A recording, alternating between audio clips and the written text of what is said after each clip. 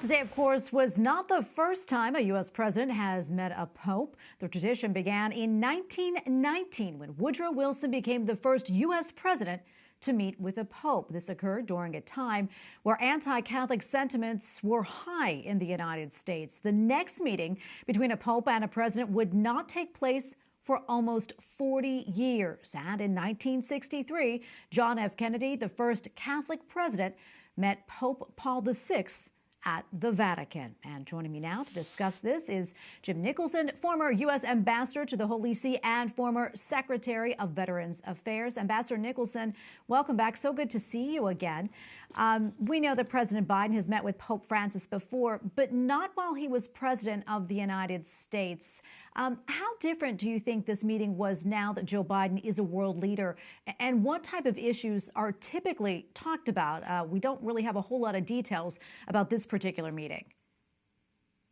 Well, any meeting with the Holy Father and the President, I think, is significant, and in recent years, not at all unusual. When I was the U.S. ambassador for 4 years at the Vatican, President Bush visited Pope John Paul II 3 times.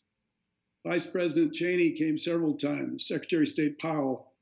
But these are important visits, and it I think speaks well of the perceived moral authority that the Pope has, the head of the Catholic Church, in communion with probably 1 billion, 1.2 billion people around the world,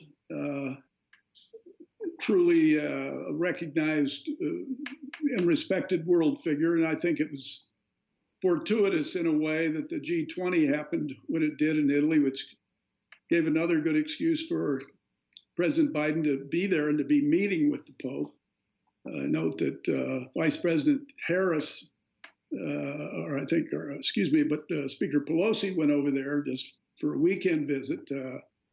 And it's interesting. I mean, their numbers are sagging at home. Their administration is flagging and flailing, and so I think a visit, a friendly, non-controversial visit with the Pope is something that could always give a lift to a president politically. And one wonders why they didn't have more photography of the visit between the president and the Pope, because we usually do have that.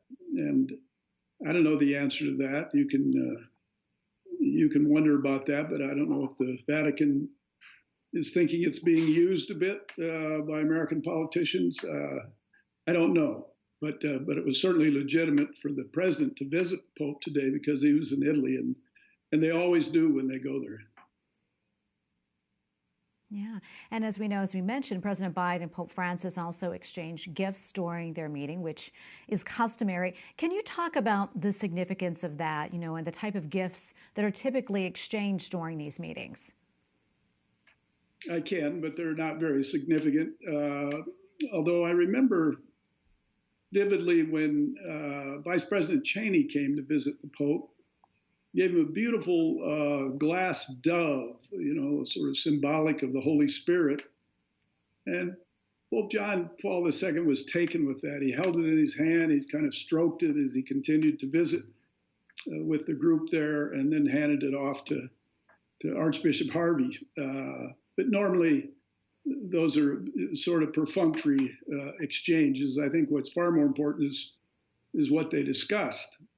And one wonders whether they discussed a very timely, important topic to Catholics in America, and that's the question of abortion. But we don't know. I don't know whether they discussed that or not. It sounds like maybe they did not. Yeah, we really don't know for sure. That's a big question there.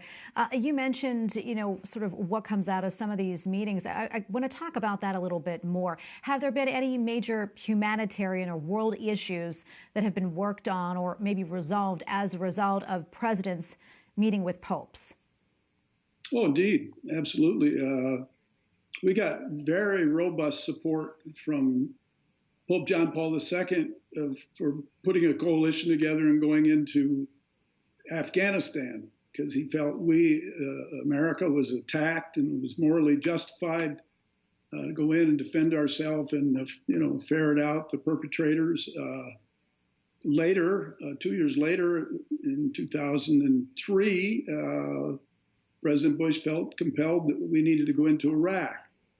And so we had some very high-level diplomatic discussions between the Pope and the President, and between myself and the Papal Secretary of State.